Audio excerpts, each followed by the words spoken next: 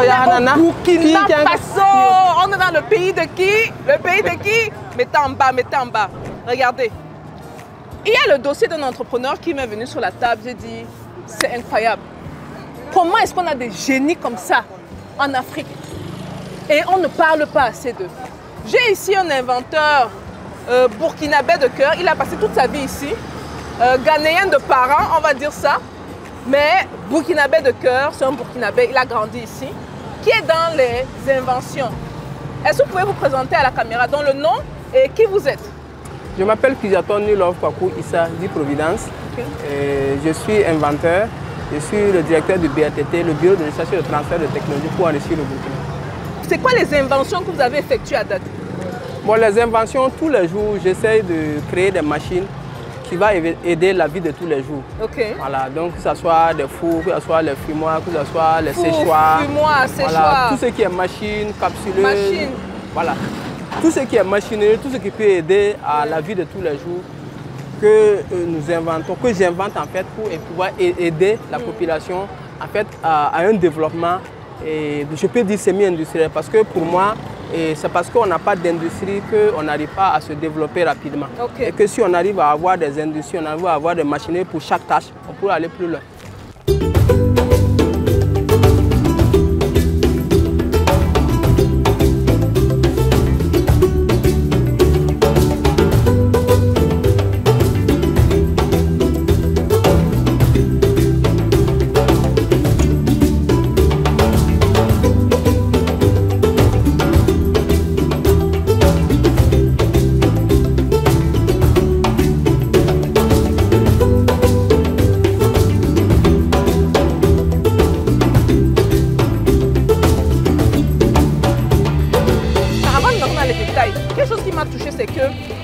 On était avec un autre créateur de contenu très connu, le plus grand youtubeur africain, qui lui a demandé, il a fait ses études d'ingénierie où? Il dit que c'est l'inspiration. Donc vous comprenez que c'est divin. On n'est même plus au niveau terrestre là. Ça vient d'une autre dimension là. Maintenant moi je vous demande, parce qu'on va prendre un exemple concret pour que les gens comprennent. Ça c'est quoi comme machine exactement? Ça c'est une machine à tisser. À tisser? Oui. Mais les machines à tisser que moi je connais là, c'est les trucs en bois là, où on met la main, on tisse. On voit avec le pied là, les gens qui font le pied qui tissent. Bien sûr. Mais ici, ce qu'on a essayé de faire en fait, on a essayé de reprendre tous les mouvements qui sont faits avec la main et avec le pied, oui, et de le mécaniser pour que ça soit exécuté avec de l'électricité, okay, avec de l'énergie. Okay. Donc pour le faire, il faut des matériaux comme des moteurs électriques, okay, comme des engrenages, oui, comme des chaînes, comme vous le voyez un peu le faire, pour pouvoir exécuter les mêmes mouvements, okay, mais automatiquement, en utilisant de l'énergie. Donc le but c'est de faciliter le tissage et en fait de faciliter le travail et de le rendre plus rapide. Bon, si je vous demande, avant avec la main là, ça prenait combien de temps pour tisser avec la main? Comment on connaît? Il faut prendre beaucoup de temps en tout cas pour tisser avec la main, surtout que ça fatigue beaucoup. Bon, il y a certaines qui peuvent tisser une paille jour avec la main. Bon, certaines moins de ça, bon, certaines un peu plus. Voilà. Mais le but de la machine, puisque avec la main, quand tu te fatigues, tu ne peux plus aller, même si tu as la volonté. Exactement. Mais avec la machine, tu peux aller tu peux travailler beaucoup plus longtemps et ainsi avoir beaucoup plus de pain tissé.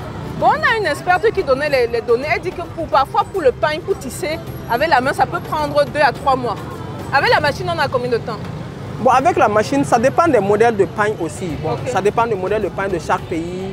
Il y a des pains qui sont très très lents à tisser, il y a des pains qui sont moyennement lents à tisser. Okay. Voilà. Maintenant avec la machine, ça va plus vite et on a 5 pains. On a même des machines qui peuvent aller jusqu'à 15 pains jour. 15 pains jour? Oui, oui. 15 pains par jour? Par jour, oui, oui. Donc on n'est plus dans les mois, honnêtement, un jour, non, 15 pains? Pour 15 pains. Oui. Waouh, waouh les gars, oui, ce qu'il fait c'est splendide, c'est splendide. C'est quoi le processus dans votre tête? Ça vient d'où? Ah mais j'essaie de comprendre. Bon, des fois, il y a de ces processus-là qui sont vraiment inexplicables. Mais pour moi, dans mon cerveau, tout est déjà conçu. Quand je veux construire une machine, en fait, je dessine tout le plan dans mon cerveau et je sais, voilà quelle partie va exécuter telle partie. Donc, je fais déjà tout le dessin dans mon cerveau avant de le mettre peut-être sur papier. Voilà, pour le mettre sur papier, c'est avoir les différentes dimensions parce qu'on ne peut pas faire une conception sans avoir les dimensions de chaque pièce pour que ça puisse vraiment s'intégrer et former une seule machine. Voilà, donc c'est à partir de ce moment-là que je commence à faire les dessins et on commence à sélectionner les matériaux qu'il faut pour faire en fait la conception. Voilà, donc c'est à l'issue de ça maintenant qu'on obtient que je commence la conception. Donc une fois que la conception finit, toute machine, il se peut que dans la conception il y a des défauts. Voilà, donc c'est sur ces défauts-là qu'il faut corriger et puis... Avant de rendre ça... Voilà. Est-ce que vous avez d'autres machines dedans? Parce que vous avez des commandes, les gens achètent. Vous disiez tout à l'heure qu'il y a des gens qui commandent même parfois de l'extérieur, du Burkina, qui viennent chercher ça ici. Vraiment, il y avait beaucoup de machines, mais actuellement, il n'y en a plus beaucoup. Il n'y en a plus beaucoup. Il n'y en a plus beaucoup. Dedans même, je pense, il y a 3 machines seulement. 3 machines dedans? Il y a 3 machines dedans. Bon, ce sont les mêmes modèles. Il y a un qui est un peu plus grand que ça, qui est ce même modèle-là. Voilà, et puis il y a d'autres petits. J'ai également vu que vous faites les séchoirs pour sécher. C'est pour la nourriture ou les habits? Non, c'est pour les aliments. Les aliments. C'est-à-dire que les oignons, les tomates, la viande, le poisson, voilà. J'ai aussi vu que vous faites les machines pour préparer de manière solaire. Les cuisinières solaires. Oui, bon, dans le temps, actuellement, on n'en produit pas actuellement, mais on en produisait dans le temps. Les cuisiniers solaires, voilà, bon. Et aussi, on produit les choses en fonction des demandes. Voilà, si les demandes ne sont pas très fortes, donc, pour ça, on ne produit pas, voilà. J'ai vu un point commun entre les inventeurs, peu importe le pays où je vais. On en a rencontré à date au Cameroun, on en a rencontré au Bénin, Burkina. Ce sont les 3, si j'oublie un pays, vous mentionnez, mais ce sont les 3 pays où on a rencontré le plus d'inventeurs. Et j'ai remarqué un point commun entre vous. Peut-être tu vas répéter ceci. C'est quoi les challenges que vous avez, les problèmes que vous rencontrez? Bon, les plus grands problèmes que nous rencontrons dans l'invention, ce sont les moyens. Les moyens? Ce sont les moyens. Parce que l'invention demande beaucoup de moyens. Parce qu'il faut acheter beaucoup de matériaux. Et des fois, il faut acheter des matériaux que tu vas utiliser et qui n'est pas forcément adapté. Et que tu vas encore acheter d'autres, voilà, pour pouvoir faire. Donc, ça demande beaucoup de moyens pour faire de l'invention. Ok, donc c'est vous-même qui vous financez pour ce genre de projet-ci? Voilà, le mode de travail, le mode de fonctionnement que nous avons, c'est de l'autofinancer. C'est autofinancer nos travaux de recherche. Voilà, on fait de la recherche. Une fois que le produit fini est prêt et qu'il y a la demande, on met ça sur le marché pour gagner de l'argent pour financer encore d'autres recherches. Mais quand vous faites de la recherche et vous vendez, est-ce qu'il ne faut pas éduquer le public? C'est un nouveau produit que les gens ne connaissent pas. Si tu veux vraiment évoluer dans l'invention, c'est vrai que c'est des nouveaux produits, mais il faut faire les inventions en fonction des demandes, en fonction des besoins. Voilà. Si tu fais l'invention en fonction des besoins, il y a beaucoup de demandes. Mais si tu fais l'invention juste pour faire de l'invention, même si ça fonctionne bien, s'il n'y a pas de demande, il n'y a pas de retour.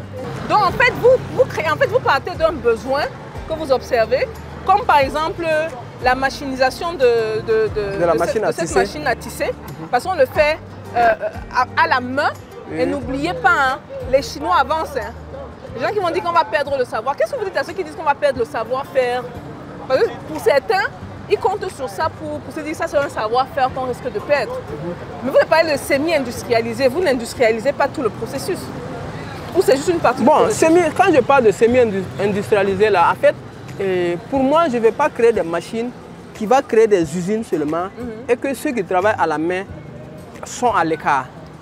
Cette semi-industrialisation, c'est créer des machines pour ceux qui tissent à la main, pour que ces personnes-là puissent avoir accès à ces machines-là et travailler plus efficacement. Voilà. Donc le tissage se fait par la machine. Après, regardez derrière un peu, c'est comme la maman là, non? Oui, donc après, la tisseuse. Il y a la tisseuse non vient récupérer ça et continue le processus. Voilà. Ok, c'est très intelligent. Si vous avez un message à passer à ceux qui regardent cette vidéo, ce serait lequel? Soit la communauté, peut-être même les gouvernements, ne sait jamais.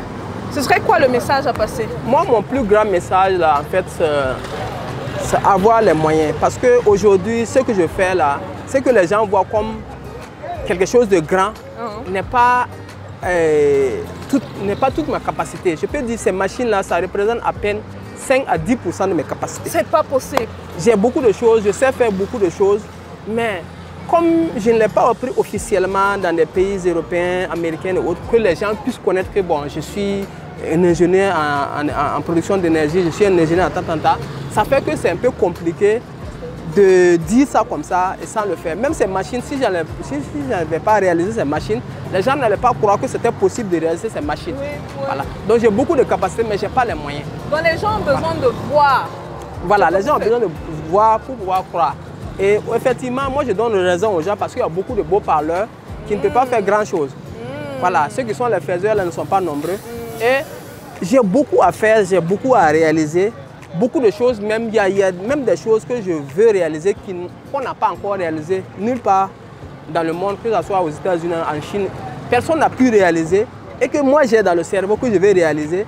Mais il me faut des moyens pour pouvoir le réaliser, pour que les gens puissent comprendre que cette chose puisse exister, que c'est une réalité. Même si je le dis, on peut dire que non. Et voilà, ça peut ne pas être quelque chose d'opérationnel. Ce que j'aime avec ce que vous faites, c'est que vous prenez des problèmes africains, vous apportez des solutions africaines. Parce que trop souvent, vous savez, on essaye trop de prendre ce qui vient de l'Occident. On amène les voitures ici qui ne sont pas adaptées au climat africain. Les moteurs qui chauffent, on sait où ça conduit. On ramène ici des médicaments qui ne sont pas adaptés au climat. On te dit, gardez le médicament en dessous de 24 degrés.